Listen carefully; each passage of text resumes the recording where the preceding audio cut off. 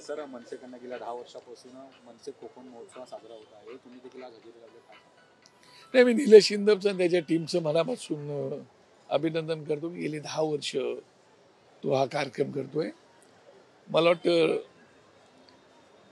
किती तारखेला ओपनिंग झालं आपलं? 2 तारखेला ओपनिंग झालं आणि 8 तारखेपर्यंत आता कार्यक्रम सलग चालू राहणार आहे. आणि निवडणुकीच्या गडबडीतून लोकही कंटाळलेली होती. आजवाला एवढा सुंदर मनोरंजनाचा कार्यक्रम या ठिकाणी ठेवला म्हणून मी त्याचं मनापासून अभिनंदन करतो. आणि गेले 10 वर्ष तो कार्यक्रम या ठिकाणी घेतो. बिलकुल म्हणजे या डिसेंबरच्या महिन्यामध्ये त्याचा कार्यक्रम फिक्स असतो. कार्यक्रम पण फिक्स, मैदान पण फिक्स आणि कार्यक्रमाचं नियोजन पण उत्तम असतं त्याचं, म्हणून त्याचं अभिनंदन. ठाण्याचे अविनाश जाधव यांनी त्यांच्या पदाचा जो आहे राजीनामा दिला आणि पराभवाची त्यांनी जबाबदारी स्वीकारलेली आहे. राज ठाकरेंकडे माफी मागितली. हा ठीक आहे, असा चांगली गोष्ट आहे ती. परंतु कार्यकर्ता आहे तो सुद्धा एक चांगला कार्यकर्ता आहे. त्याच्या मनाला थोडं लागलं असेल त्यामुळे त्यांनी तो राजीनामा दिलेला आहे. चांगली गोष्ट याच्यावरती पक्षप्रमुख विचार करतील काय ते. पण अविनाश आमचा लढवई आहे. लढवया वृत्तीच्या माणसाला अशा प्रकारची जर पराभव झाला तो जिवारी लागतो. त्यामुळे त्याला तो जिवारी लागलेला पराभव आहे. ठीक आहे, तर त्याला काय.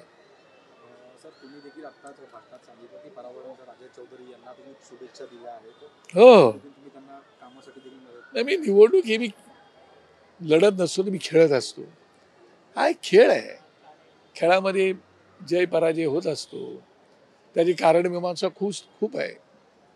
माझ्या इथे कारणमीमांसा खूप आहे, मला सगळं माहिती आहे. पण बोलायचं नसतं. ती कारणमीमांसाचं आपण आत्मपरीक्षण करायचं असतं, आत्मचिंतन करायचं असतं आणि पुढे जायचं असतं. त्याप्रमाणे पुढे जाण्याचा मानस माझा आहे, ते मी प्रामाणिकपणे जाईल. हो, ते आहेच ना, निवडणूक आहे, त्याला तयारीला लागावंच लागेल आणि ती जबाबदारीच आहे आपली. त्याप्रमाणे तयारी आम्ही निश्चितपणे करू. आयुष्याला रिस्टार्ट करायला पाहिजे असं तुम्ही भाषणामध्ये बोललात. नेमकं कशा पद्धतीने रिस्टार्ट म्हणजे लोकांना जाऊन काम करायचं, प्रामाणिकपणे काम करायचं. ज्या चुका झालेल्या आहेत त्या चुका काय असतील तर त्या दुरुस्त करून घ्यायच्या काय. आणि काय रिपोर्ट येत असतात, रिपोर्टवरून माहिती सगळी मिळत असते, काय केले काय नाही केले ते. त्याप्रमाणे आपल्या रिपोर्टप्रमाणे आपल्याला पुढे जायचं असतं. आणि असं खचून थोडं चालतं काय. त्याच्यामुळे थांबायचं नाही आणि थकायचं नाही, पुन्हा कामाला जोरात लागायचं.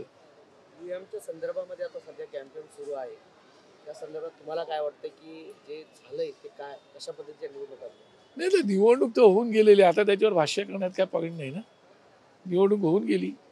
ज्याला आम्ही ह्या विषयावरती बोलत होतो 2000 मला वाटतं 19लाही काय आम्ही बोलत होतो, त्याच्या अगोदर आम्ही बोलत होतो 2014 नंतर, त्याला कोणी त्याला रिस्पॉन्स दिला नव्हता. आम्ही तर अख्ख्या भारतभर बऱ्याच ठिकाणी आम्ही ममता बॅनर्जीवर सगळ्यांना भेटलो होतो, त्याला आम्ही बोललो होतो.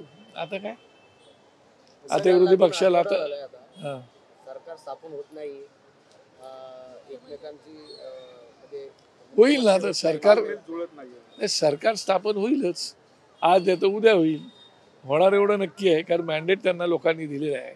त्याप्रमाणे सरकार येईल, सरकारचे मुख्यमंत्री होतीलच आणि मंत्रिमंडळ पण होईल. आमच्या शुभेच्छा आहेत त्यांना. सर एक वेगळा प्रश्न आहे, मोहन भागवत यांचे विधान सुद्धा चर्चेला आले. कशा पद्धतीने फक्त मनसेकडून त्याच्यावरती एवढ्या मोठ्या माणसावरती मी बोलणं उचित नाही. ते पक्षप्रमुखांनीच बोलणं उचित आहे.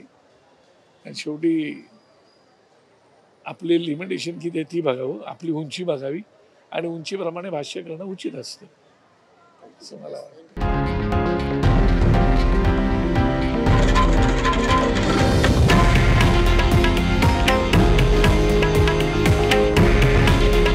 हे आहे देशातील नंबर 1 न्यूज नेटवर्क आणि आपण पाहत आहात TV9 मराठी.